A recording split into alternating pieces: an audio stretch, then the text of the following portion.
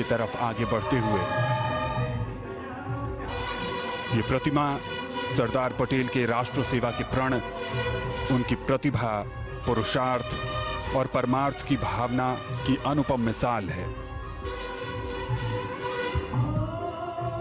माननीय प्रधानमंत्री ने कई अवसरों पर कहा है कि सरदार पटेल उनके प्रेरणा स्रोत हैं और उनके कई विचारों से प्रभावित होकर वो आज के भारत को बेहतर बनाने के लिए संकल्पित हैं, प्रयास कर रहे हैं।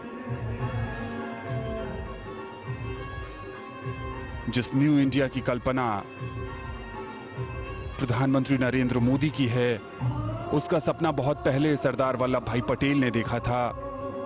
उनकी सोच थी कि विकास समाज के हर व्यक्ति तक पहुंचे और माननीय प्रधानमंत्री ने भी अपने नेतृत्व में सबका साथ, सबका विकास और सबका विश्वास की भावना के तहत हर किसी को विकास की मुख्य धारा से जोड़ने की पहल की है।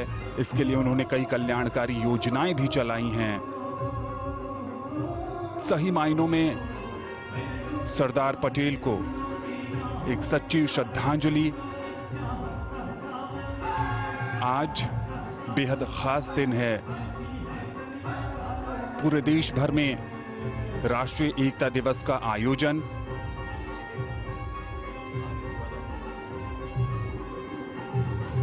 Statue of unity Sardar Patel के सामर्थ्य और समर्पण का सम्मान तो है ही, ये न्यू इंडिया के नए आत्मविश्वास की भी अभिव्यक्ति है।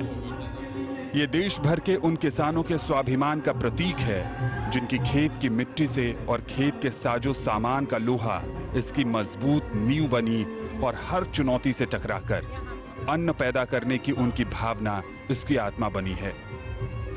ये ऊंचाई, ये बुलंदी युवाओं को प्रेरित करती है कि भविष्य का भारत आपकी आकांक्षाओं का है, जो इतना ही विराट है।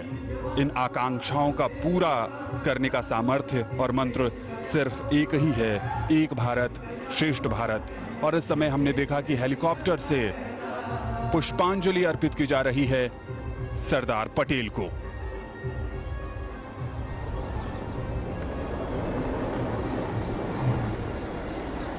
Floral tributes being showered from the skies, a dedication to the Iron Man of India, Sardar Vallabhbhai Patel. The Honorable Prime Minister has always looked upon Sardar Patel as his hero and has endeavored to bring the Sardar's ideals to the forefront through various programs all over the country in which the youth of India participate. Sardar Patel has been given his due place in the national consciousness. The Statue of Unity symbolizes the national, spiritual, historical and academic values of the people of India. आज एकता दिवस पर श्रद्धा का भाव सबसे ऊपर और कृतज्ञ राष्ट्र की ओर से माननीय प्रधानमंत्री भारत के लौह पुरुष सरदार वल्लभ भाई पटेल को श्रद्धांजलि अर्पित करते हुए पद पूजा,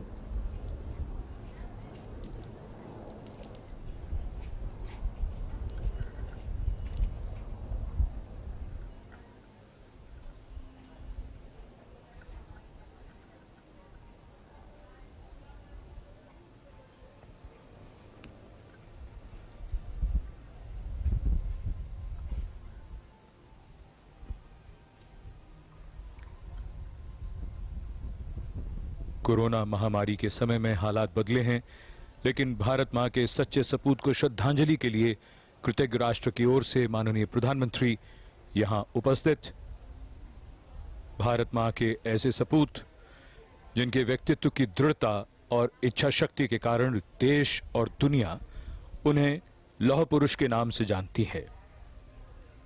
ऐसे विराट व्यक्तित्व की विराट प्रतिमा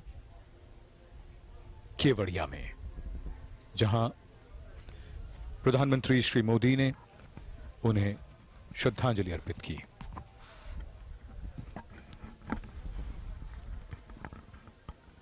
The Prime Minister paying tributes to Sardar Vallabhbhai Patel, and the tallest statue is a reminder to us of the great contribution of Sardar Vallabhbhai Patel to the unity of India.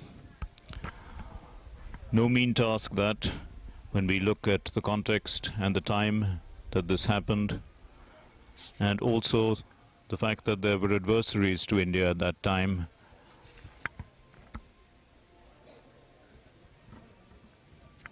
And in fact, the members of parliament made it quite clear that the contribution of Sardar Vallabhbhai Patel was so great that many of them didn't quite understand what he was doing until it was finally achieved.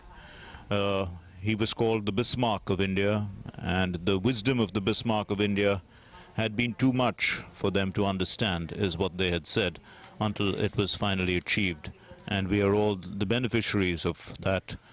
India now a union of states with cooperative federalism, where the states and the union work together, and it works very well, and that is what we see in unity and diversity in our country, largely only because of this wondrous task that was achieved of bringing together 560 plus princely states into the Union of India.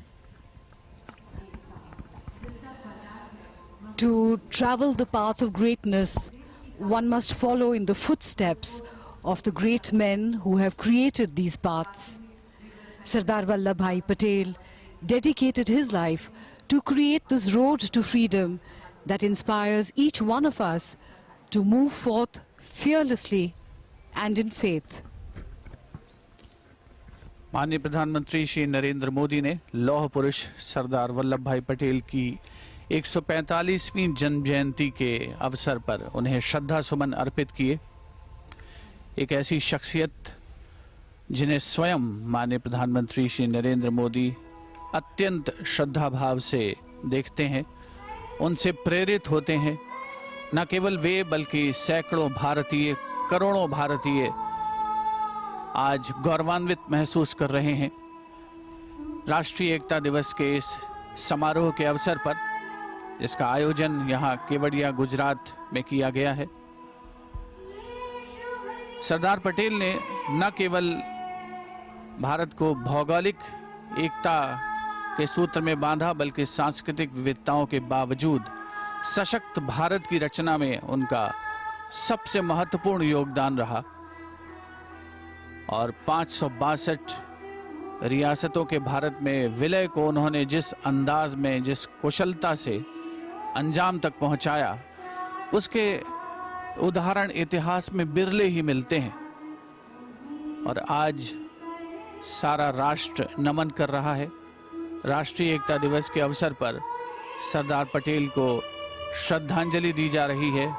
राष्ट्रीय एकता दिवस का मुख्य समारोह गुजरात के केवड़िया स्थित इस परिसर में स्टैच्यू ऑफ यूनिटी पर आयोजित हो रहा है, जहां पर माननीय प्रधानमंत्री श्री नरेंद्र मोदी स्वयं उपस्थित हैं। कोई चलता पद चिन्हों पर, कोई पद चिन्ह बनाता है वही सूरमा इस जग में, जीवन में पूजा जाता है।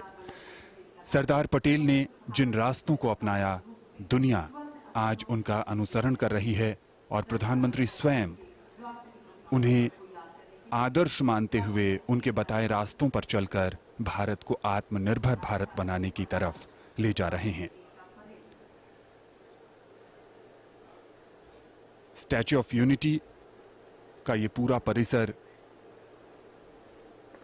पर्यटन के लिहाज से भी बहुत विकसित किया गया है। प्रधानमंत्री इस समय इसी परिसर में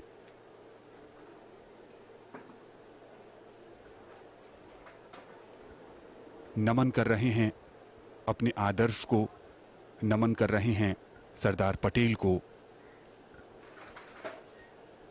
जिस तरह एक नदी अपने मार्ग में आने वाली तमाम बाधाओं को पार कर अपने लिए रास्ता बना ही लेती है, ठीक ऐसे ही विषम और मुश्किल परिस्थितियों के बीच अपने साहस, संकल्प और देश के लिए कुछ करने के जज्बे से वल्लभ भाई पटेल ने सरदार और लौह पुरुष जैसी महत्वपूर्ण उपलब्धियां हासिल की। दुनिया की सबसे ऊंची प्रतिमा स्टैच्यू ऑफ यूनिटी के माध्यम से उस विराट व्यक्तित्व को आज राष्ट्रीय एकता दिवस पर नमन करना अपने आप में अनुपम है। And the Prime Minister has always spoken of cooperative federalism, and I'd like to quote to you actually what Sardar Patel had said while talking at the Constituent Assembly about exactly what the Prime Minister keeps talking about. He said, and I quote, "I am sure that this House will note with gratification the important fact that unlike the scheme of 1935, our new Constitution is not an alliance between democracies and dynasties, but a real union of the people of